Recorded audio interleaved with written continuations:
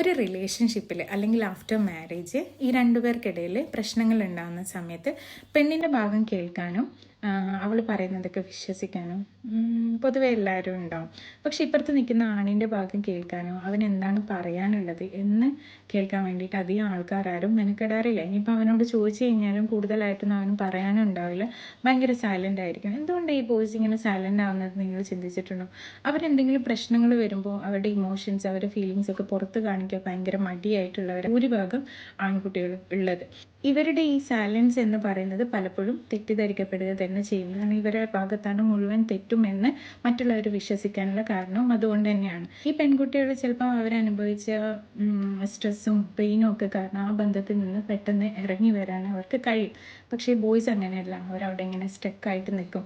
അങ്ങനെയുള്ളവരോടാണ് എനിക്കൊരു കാര്യം പറയാനുള്ളത്. നിങ്ങളുടെ മാനസികാരോഗ്യം നശിപ്പിക്കുന്ന ഒരു പെണ്ണിന് ഒരിക്കലും നിങ്ങളുടെ ജീവിതത്തിൽ പ്രണയമാകാൻ കഴിയില്ല.